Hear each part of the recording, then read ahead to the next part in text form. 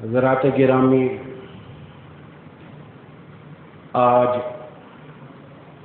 محرم الحرام کی 20 تاریخ ہے،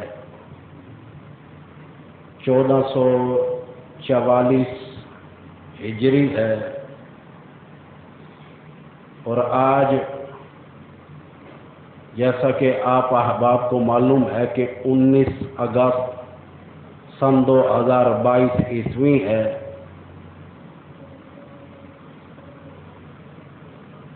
آج ارادہ تو تھا کہ نماز کے بارے میں عنوان بیان کروں،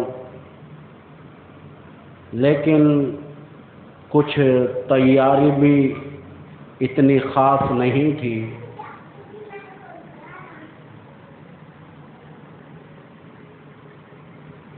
اور اس کے علاوہ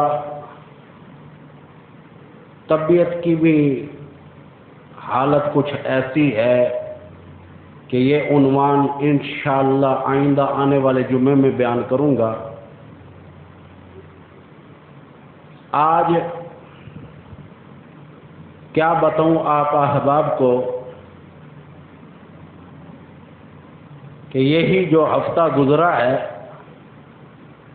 اس میں منگل کا دن گزار کر جو رات آئی، غسل دینے کے لیے گیا، پتہ یہ چلا محمد ممتاز ملک صاحب کھانا کھا رہے تھے، آخری نوالہ منہ میں تھا، بلاوا آ گیا موت کا، آخری نوالہ جو ہے گھر والوں نے منہ سے باہر نکالا، آخری نوالے کی اللہ عز و جل نے مہلت نہیں دی کہ یہ بس اب اندر نہیں جانا، یہ باہر ہی آئے گا، مالک ہے نا۔ پھر اس کے بعد اسی ہی رات کو نظر حسین صاحب کو غسل دینے کے لیے گیا۔ کیا بتاؤں، 3 دن معمولی تک گھر والے بتا رہے تھے بخار ہی تھا،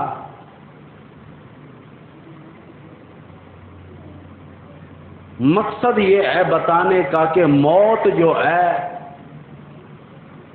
وہ بخار کو، یہ تو بہانے ہے نا، بخار ہے یا سر میں درد ہے یا فلانی مرض ہے، جو ٹائم آ جائے موت کا اس ٹائم کوئی بھی نہیں بچ سکتا۔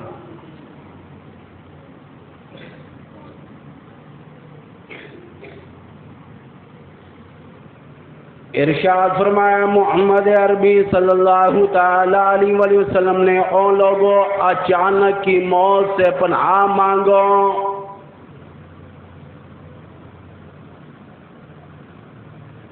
ارشاد فرمایا محمد عربی صلی اللہ تعالی علیہ وسلم نے، او لوگوں یہاں تک کہ حادثے کی موت سے بھی پناہ مانگو۔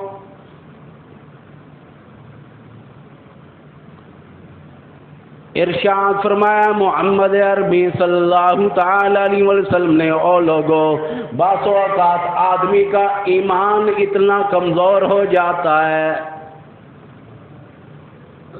فرمایا صبح اگر کامل ایمان تھا، شام کو موت آ رہی ہے، ایمان کی پلے رکھتی نہیں۔ یہاں تک محمد عربی صلی اللہ تعالی علیہ وسلم نے فرمایا بعض آدمی ایسا ہوگا 2 منٹ پہلے ایمان والا ہوگا، جب موت آنے لگی یہاں تک کہ پلے ایمان کی رکھتی نہیں۔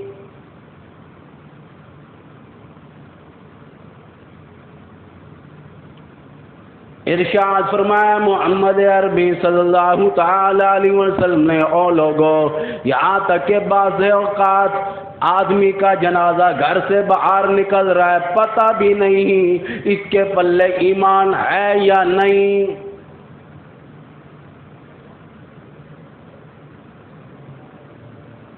اس لیے میں کہا کرتا ہوں موت و صدروں کو بھی آ جایا کرتی ہے، میں نے سنا وزیر بھی چلے جایا کرتے ہیں، میں نے سنا امیروں کو موت آ جایا کرتی ہے، میں نے سنا چیف آرمی اسٹاف بھی دنیا فانی سے چلا جایا کرتا ہے، میں نے سنا بڑے بڑے لوگ دنیا سے چلے جاتے ہیں، میں نے سنا ماں بھی چلی جاتی ہے، باپ بھی چلا جاتا ہے۔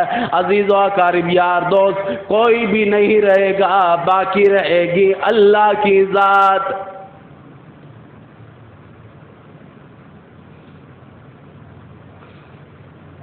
قرآن حکیم میں سورہ رحمان میں اللہ پاک نے ایک آیات ایسی بھیج دی، آوازیں کل من علیہا فان۔ اللہ پاک نے اعلان کر دیا ساری کائنات فنا ہو جائے گی۔ موت کا معاملہ تو یہاں تک ہے، فرمایا اسرافیل کو بھی موت آ جائے گی، میکائیل علیہ السلام کو بھی موت آ جائے گی، یہاں تک کہ جبریل امین علیہ السلام کو بھی موت آ جائے گی۔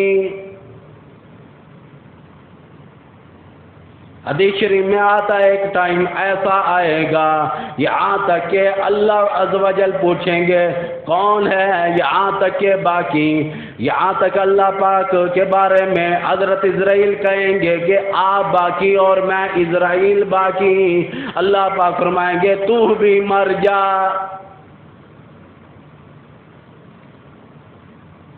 کل من علیہا فان، ہر ایک چیز کو فنا ہونا ہے، بقا ہے تو اللہ عز و جل کی ذات کو ہے، یہاں تک کہ بقا ہے تو درود شریف کو بقا ہے، بقا ہے تو قرآن حکیم کو بقا ہے، بقا ہے تو نماز کے بارے میں آتا ہے اس کو بقا ہے، بقا ہے تو کلمہ طیبہ کو ہے، بہت ساری چیزیں دین متین کی ایسی ہیں جن کو بقا ہی بقا ہے۔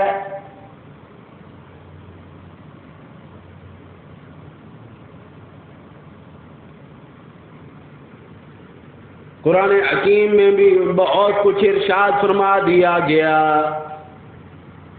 لوگوں کو بتانے کے لیے۔ ایک جگہ قرآن یوں کہتا ہے وَلَا تَمْشِ فِي الْأَرْضِ مَرَحًا، او میرے بندے میری زمین پر اکڑ کے نہ چلا کر۔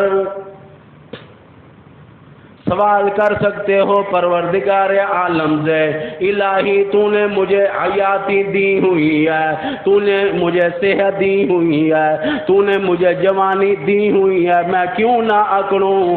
قرآن حکیم نے اکڑنے سے جو منع کیا ثبوت ساتھ دیا، فرمایا انک لن تخرق الارض ولن تبلغ الجبال طولا۔ اللہ عز و جل کا قرآن حکیم ہے، کسی اور کی بات نہیں۔ انک لن تخرق الارض ولن تبلغ الجبال طولا، قرآن حکیم ہے، مالک کی کائنات نے فرما دیا او لوگو یہاں تک کہ میرے پہاڑوں سے بلند نہیں ہو سکتے، میری زمین کے اوپر، یہاں تک کہ میری زمین کو پھاڑ نہیں سکتے، میرے پہاڑوں سے بلند ہو نہیں سکتے، پھر تمہارا اکڑنے کا کیا فائدہ؟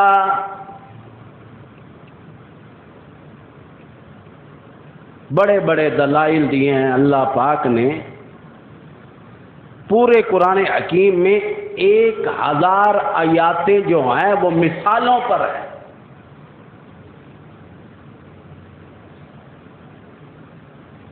اللہ عز و جل نے جگہ جگہ قرآن حکیم میں سمجھانے کے لیے مثال بھی دی۔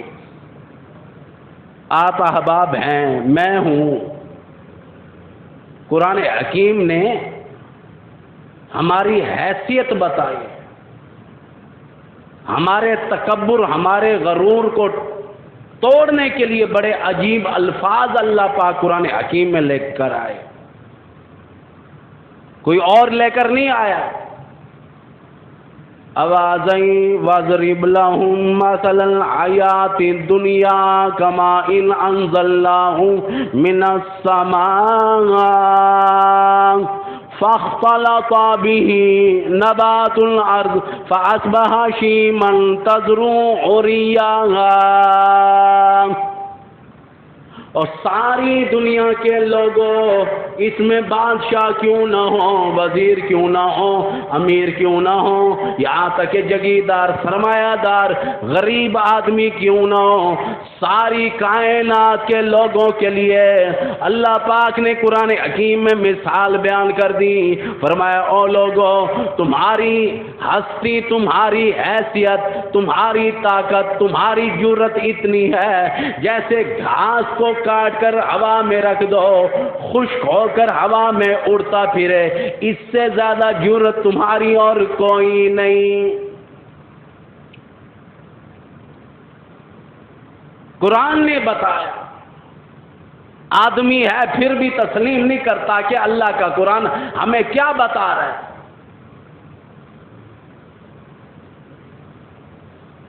آج محرم الحرام کی 20 تاریخ ہو گئی۔ 20 محرم الحرام کو معمولی آدمی کی وفات نہیں ہوئی۔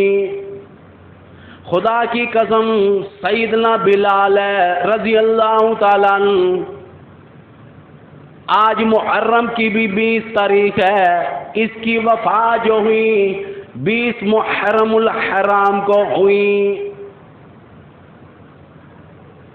رنگ کا کالا ہے، حبشے کا رہنے والا ہے، آیا ہے امام الانبیاء کے پاس، کلمہ طیبہ پڑھ بیٹھا،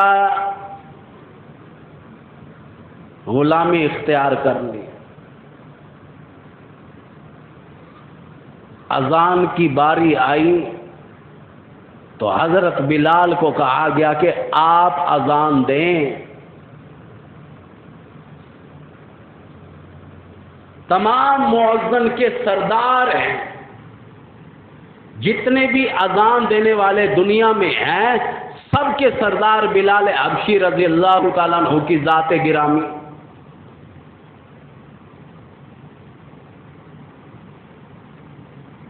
یہاں تک کہ اذان میں کچھ الفاظ صحیح طریقے سے ادا نہیں کر سکتے تھے۔ کافی سارے صحابہ نے ٹوکا، اذان کوئی اور دے، اذان کوئی اور دے۔ حضور کریم صلی اللہ علیہ وسلم نے کہہ دیا ٹھیک ہے کوئی اور دے۔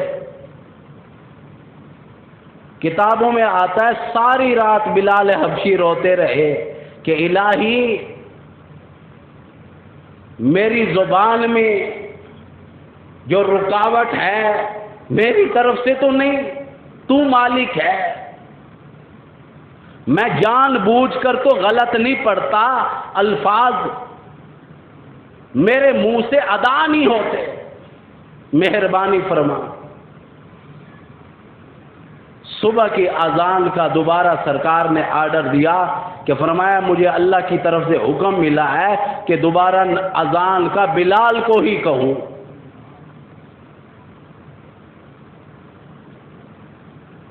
اللہ عز و جل کو بلال ہی پسند ہے، اسی لیے اذان کے بارے میں اذان وہی دے گا، کوئی اور نہیں۔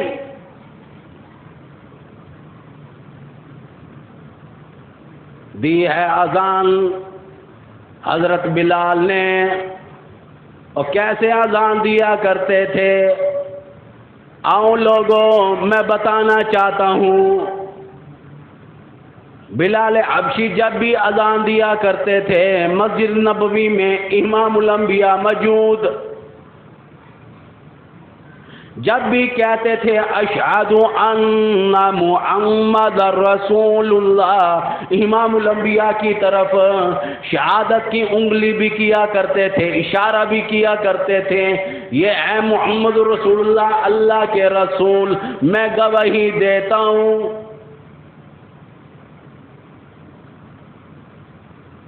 ہر وقت اشارہ جو ہے کیا کرتے تھے ہاتھ ہلا کر۔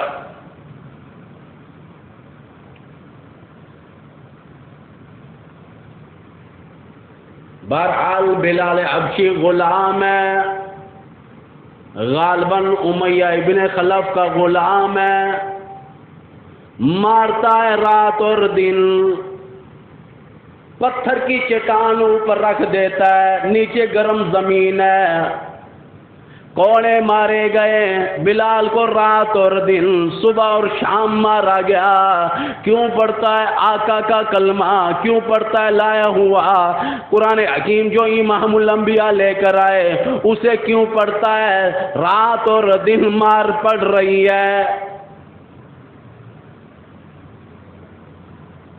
امام الانبیاء خود فرماتے ہیں میرے بلال کو مردوں نے مارا، عورتوں نے مارا، چھوٹوں نے مارا، بڑوں نے مارا، یہاں تک کہ معمر لوگوں نے مارا، یہاں تک کہ کوئی بھی باز نہیں آیا، ہر کسی نے اللہ کے پیارے نبی کے غلام کو مارا ہے۔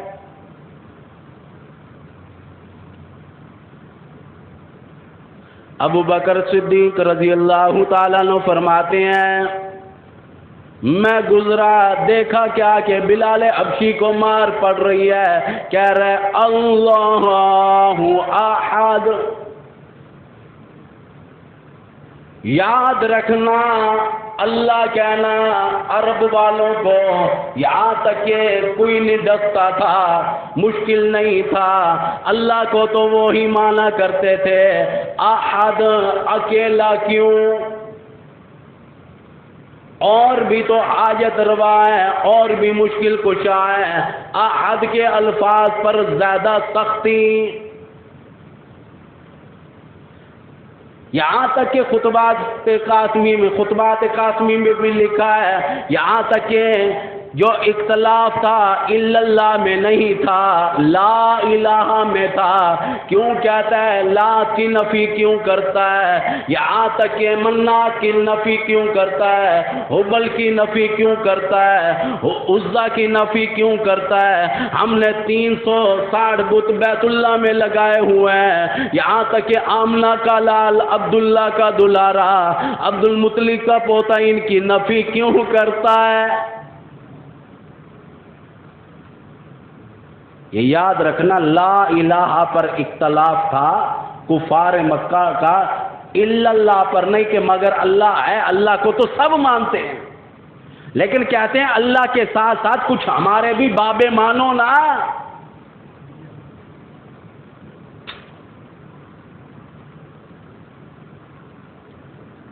مارا جا رہا ہے۔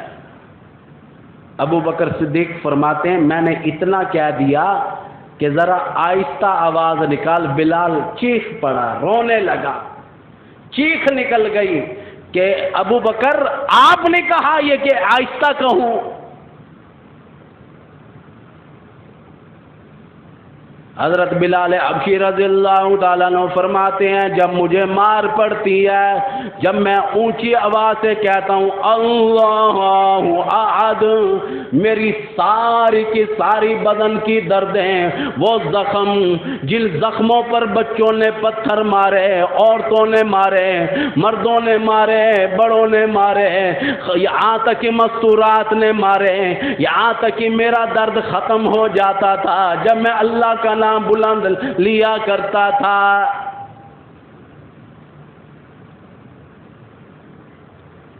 اللہ عز و جل کے نام کو بلند لیتا تھا اس لیے۔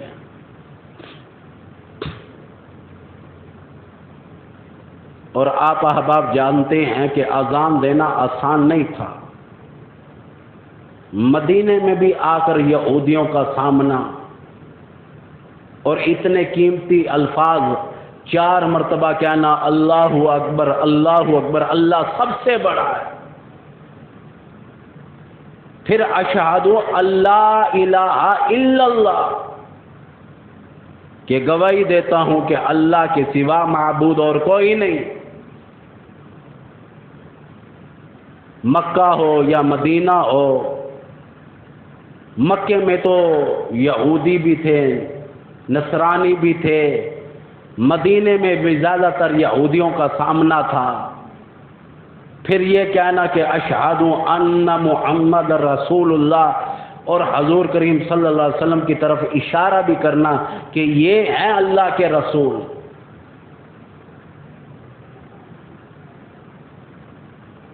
پھر حی علی الصلاۃ، او نماز کی طرف، حی علی الفلاح، او فلاح پا جاؤ گے نماز پڑھنے سے.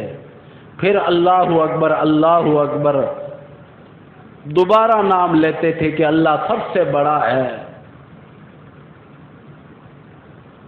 پھر اس کے بعد لا الہ الا اللہ، وہی آیا نا کہ لا مینا نہیں، اللہ کے علاوہ کسی اور کو میں نہیں مانتا.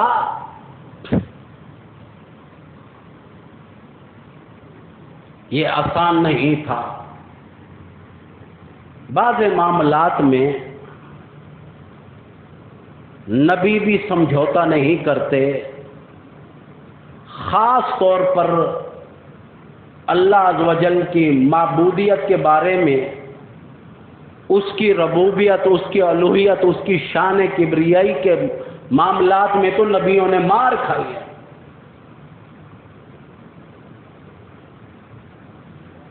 یہاں تک کتابوں میں آتا ہے کہ بیت اللہ میں امام الانبیاء کو مارا گیا، لعن کر دیا گیا. ظالموں نے اتنا مارا، امام الانبیاء فرماتے ہیں سر کے بالوں سے لے کر پیر کے ناخنوں تک مجھے زخمی کر دیا. پھر بھی بیٹی آئی سیدہ زینب، ابا جان یہ نہیں مانتے تو نہ مانیں، آپ ہمیں کلمہ طیبہ سکھائیں، آپ ہمیں قرآن بتائیں، ہمیں قرآن سکھائیں، اس کے بارے میں آگاہ کریں. امام الانبیاء نے فرمایا میری بڑی مجبوری ہے، مجھے اللہ عز و جل کی طرف سے آرڈر آیا، رب العالمین کی طرف سے آرڈر آیا. وہ کیا آرڈر ملا؟ اے میرے نبی محمد رسول اللہ صلی اللہ علیہ وسلم اپنے عزیز و اقارب کو، خاندان والوں کو، ددیال اور ننیال والوں کو، یہود اور نصارہ کو، سب کو یہاں تک کہ دین متین سمجھاؤ، یہاں تک کہ مار پڑتی ہے، آپ کا خون بہتا ہے تو بہنے دو، پر میرے نام کو بلند کرو. اللہ نے بھی فرما دیا کہ آپ کا اگر خون بہتا ہے تو بہنے دو، میرا نام بلند ہو. بخاری شریف کی حدیث ہے، حضور کریم صلی اللہ علیہ وسلم اپنے بارے میں کہا کرتے تھے کہ مجھے اللہ کی راہ میں اتنا مارا گیا، اتنا ستایا گیا، آج سے پہلے کسی کو نہیں مارا گیا. فرمایا کرتے تھے اشد الناس الانبیاء ثم امثل او کما قال النبی صلی اللہ تعالی علیہ وسلم. فرمایا او لوگو، اللہ کی راہ میں مجھے اتنا مارا گیا، اتنا ستایا گیا، اتنا تنگ کیا گیا، اتنے دکھ دیے گئے، اتنی مار پڑی، آج سے پہلے کسی نبی کو اتنی مار نہیں پڑی. یاد رکھنا امام الانبیاء 4 لوگوں کا بھی نام لیا کرتے تھے. فرمایا میں محمد رسول اللہ صلی اللہ علیہ وسلم، دوسرا فرمایا کرتے تھے سہیل رومی، تیسرا فرمایا کرتے تھے سلمان فارسی، اور چوتھے کے بارے میں فرمایا کرتے تھے بلال حبشی کو بھی دین متین کے لیے بڑا مارا گیا. حضرت بلال رضی اللہ تعالیٰ عنہ کا بھی نام لیا کرتے تھے. حضور کریم صلی اللہ علیہ وسلم کی وفات کے بعد آپ دمشق چلے گئے، وہاں پر رہا کرتے تھے. یوں لکھا ہے کہ آپ مدینے میں آئے حضور کے روضے پر حاضری دینے کے لیے. آج کی بات کروں، میرے پاس محمد راشد رواڑی والے میرے دوست ہیں، بہت اچھے، اللہ پاک انہیں سلامت رکھے، ان کے والد گرامی کی حیاتی دراز فرمائے. آج انہوں نے ایک بات کی میرے دل کو لگی. کہنے لگے حبیب اللہ عز و جل نے رحمت 100% پیدا کی ہے، جس میں رحمت کے 99 حصے ہر وقت مدینے میں ہیں۔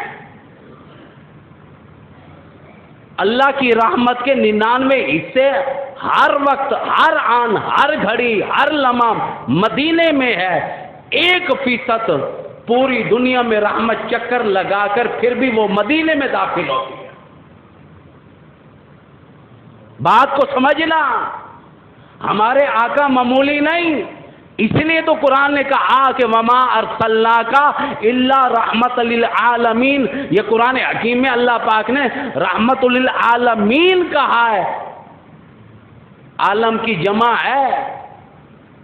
یہ بات نہیں کہ آپ اور ہم عالم دنیا میں ہیں، حضور کریم صلی اللہ علیہ وسلم صرف یہیں پر رحمت للعالمین بن کے آئے، نہیں، عالم ارواح میں، عالم دنیا میں، عالم برزخ میں، عالم آخرت میں 4 عالم اللہ پاک نے بنائے، 4 عالموں میں امام الانبیاء رحمت للعالمین بن کے آئے۔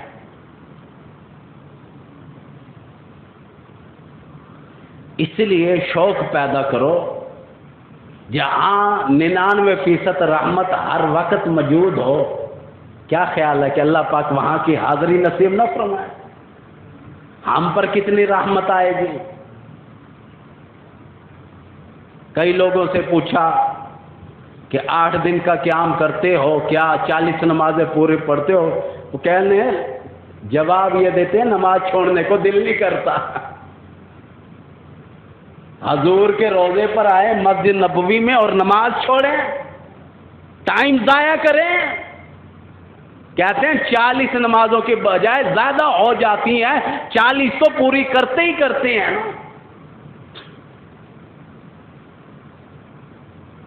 وہ تو کہتے ہیں یہاں تک کہ مدینے جا کر چھوڑنا تو بڑی دور کی بات ہے، قضا نہیں ہونے دیتے۔ یہاں تو نماز چھوٹ جائے تو مولویوں کو پرواہ نہیں ہوتی، وہاں کیوں؟ اس لیے کہ اللہ کی رحمت 99% ہے، وہاں سرکار کا روضہ ہے، اسی لیے۔ بہرحال مدینہ طیبہ میں آ گئے، بلال حبشی رضی اللہ تعالیٰ امام الانبیاء کی وفات کو کافی عرصہ گزر چکا تھا، دمشق سے آئے، یہاں تک کہ لوگوں نے کہا اذان دو، آپ نے جواب نہیں دیا۔ کتابوں میں آتا ہے حسنین کریمین سامنے آئے، حضرت حسن اور حسین رضی اللہ تعالیٰ عنہما کو لوگوں نے سفارش کی، آج چچا جان آئے ہوئے ہیں، بلال حبشی آئے ہوئے ہیں، وہ اذان دیں۔ یہاں تک کہ حسنین کریمین نے جب آرڈر دیا، فرمایا کوئی اور کہتا تو اذان نہ دیتا، پر یہ تو امام الانبیاء کے نواسے ہو، نواسے رسول ہو، یہاں تک کہ جنت کے پھول ہو، آپ کا کہا میں کیسے ٹال سکتا ہوں؟ نوجوانان جنت کے سردار ہو، کتابوں میں آتا ہے اذان دینے لگے، صحابہ فرماتے ہیں ہم موجود تھے کہ جب کہا نا اشہد ان محمد رسول اللہ، حضرت بلال دھڑام سے گر گئے، بے ہوش ہو۔ ہوش آیا، بلال کو پوچھا گیا کیا بات ہے؟ اذان دیتے ہوئے امام الانبیاء کا نام آیا، دھڑم سے نیچے گر پڑے، بے ہوش ہو گئے۔ کہنے لگے کہ جب بھی میں اذان دیا کرتا تھا، امام الانبیاء کا نام آتا تھا، میں امام الانبیاء کی طرف اشارہ کیا کرتا تھا، ہاتھ کی شہادت والی انگلی سے اشارہ کر کے کہا کرتا تھا یہی اللہ کے سچے رسول ہیں۔ آج امام الانبیاء نظر نہیں آئے، میرا دل تڑپ اٹھا، کس کی طرف اشارہ کروں؟ اس لیے بے ہوش ہو گیا۔ یہ تو ہے محبت کی بات۔ آخری بات، حضرت بلال حبشی رضی اللہ تعالیٰ عنہ بڑے سخت علیل تھے، موت کا وقت قریب تھا، تو گھر والی رونے لگی۔ کتابوں میں یہ بات موجود ہے کہ ہائے میری مصیبت کے دن آ گئے۔ فرمایا کہ مصیبت نہ کہو. پھر کیا کہوں؟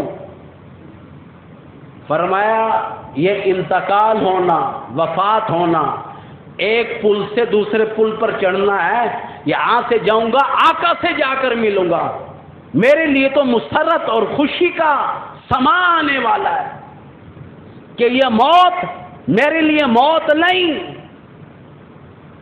یہ موت ایک آڑ ہے، اصل میں جا کر میں محبوب سے ملوں گا. تو حضرت بلال کہنے لگے کہ دکھ والی بات نہیں، یہ تو خوشی والی بات ہے کہ تمہارا شوہر یہاں تک کہ محمد عربی صلی اللہ علیہ وسلم سے ملے گا. تو اسی لیے کوشش کرو کہ اللہ عز و جل ایسے لوگوں کے صدقے ہمیں بھی معافی عطا فرمائے. حضرت بلال رضی اللہ تعالیٰ عنہ معمولی شان کے مالک نہیں، بہت اونچا مقام ہے اس صحابی کا. تمام اذان دینے والوں کے یہ سردار ہیں. اللہ عز و جل کے نبی کو یہ پسند تھے. کتابوں میں آتا ہے کہ تہجد کی اذان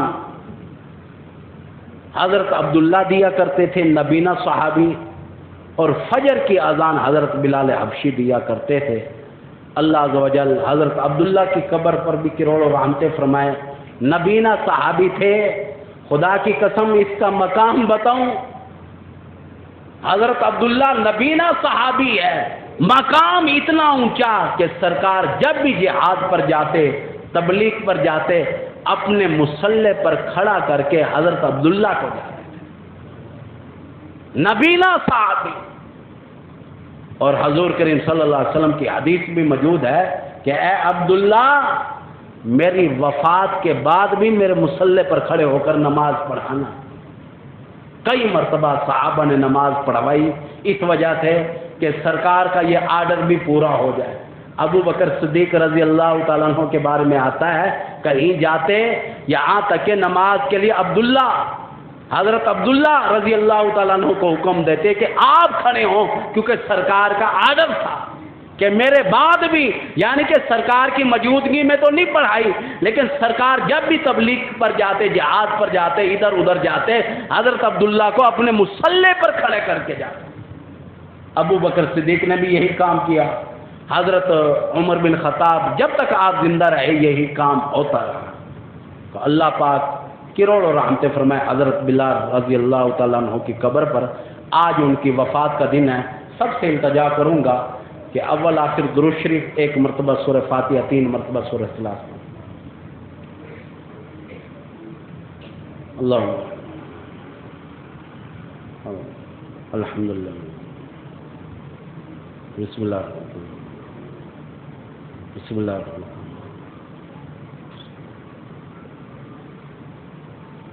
صلی اللہ مبارک وما علینا الا البلاغ المبین.